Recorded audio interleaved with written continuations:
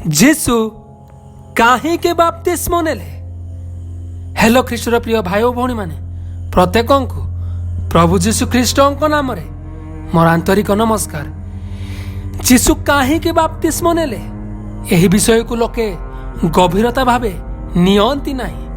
जीशु ख्रीष्ट बाप्तिस्म अनेकों को भ्रांत कर दिए, कारण स्वयं ईश्वर पुत्र कौन पाप पाई बाप्तिस्म नेले ना निजको संपूर्ण शुद्धिकरण पाई बाप्तिस्म नेले। आसंतु डेरी न करी एही विषय को वाक्यर गभीरता माध्यम रे आलोचना करिबा। वाक्यर किछि एमिति विषय जहा कि 100% प्रमाणित करे जे जीशु काहींके बाप्तिस्म नेले। तेबे प्रथम पॉइंट मु आपण मानकु प्रकाश करबा को चाहे। माथियो 3 अध्याय तार 15 रे एही परि लेखा अछि, जीशु ख्रीष्टंकर सठिक समय रे जहनंक द्वारा प्रस्तुत करथिबा से पथ को संपूर्ण करबा निमंते बाप्तिस्म नेले।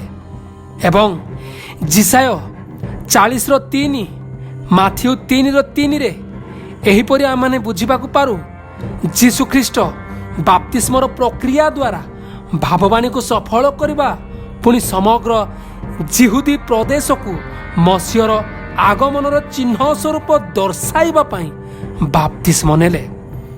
एवं आउ एक वाक्य मान को प्रमाण करे माथियो 3:16-17 जहन 1:32-34 पुणी जहन 1:29 रे आमान को एपरी प्रमाण करे जे ईश्वर दिव्य शक्ति रे पुष्टिकरण अर्थात कन्फर्मेशन चिन्ह स्वरूपे जीशु ही परमेश्वरंकर पुत्र जगतर परित्राणकर्ता एहार प्रमाण लगी से बाप्तिस्म नेले।